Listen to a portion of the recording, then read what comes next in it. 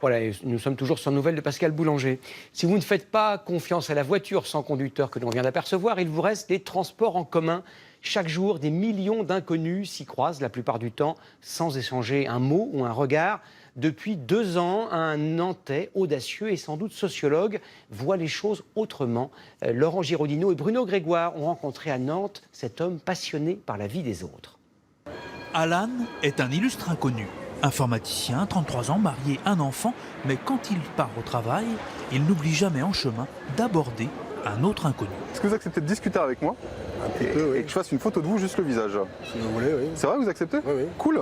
Ce matin-là, à l'écart, un retraité attire son attention. Alors ton prénom? Jean-Michel.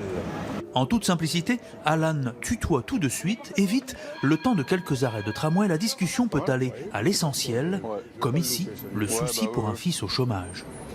3 boîtes qui ont eu des problèmes, 3 licenciements consécutifs. En 3 ans. En 3 ans, hein. De retour chez lui, le photographe amateur rédige quelques paragraphes, une tranche de vie à lire sur son blog intitulé « L'inconnu du tram ». Depuis 2 ans, près de 400 personnes composent une galerie de portraits représentatifs des 150 000 Nantais qui prennent le tramway chaque jour. Vous avez pas... Non? Ok, bon. Tous n'acceptent pas d'engager la conversation.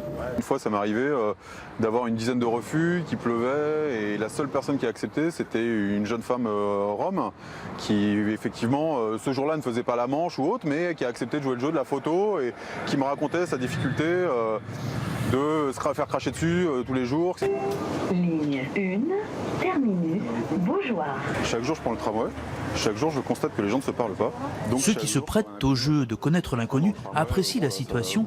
Elle sort de l'ordinaire des transports en commun. On est tous dans un train-train, métro, boulot, dodo, sans parler à qui que ce soit. Et on regarde tous vers la même direction. On ne fait même pas attention à qui est-ce qui est autour de nous. L'échange ne dure que quelques minutes, un moment de partage qui réjouit aussi les autres voyageurs. J'ai regardé aussi, j'étais curieux. Ça m'a fait sourire aussi. Là, ça change, voilà, un petit peu de bonheur, voilà, dans un monde un petit peu difficile à accepter quelquefois.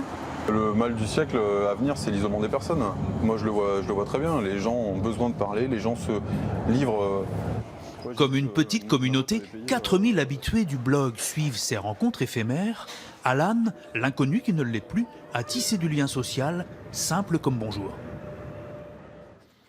Si, comme 5 millions de Français, vous fréquentez régulièrement les salles de sport pour garder la ligne et retrouver du souffle, ce reportage est évidemment pour vous.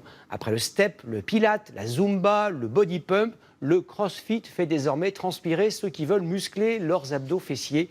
Cette discipline venue de Californie a donné quelques courbatures à nos reporters Carlo Paredes et Sylvain Thévenard. Force, puissance, mais aussi souplesse, endurance musculaire, exercice insolite, sans oublier l'esprit de groupe.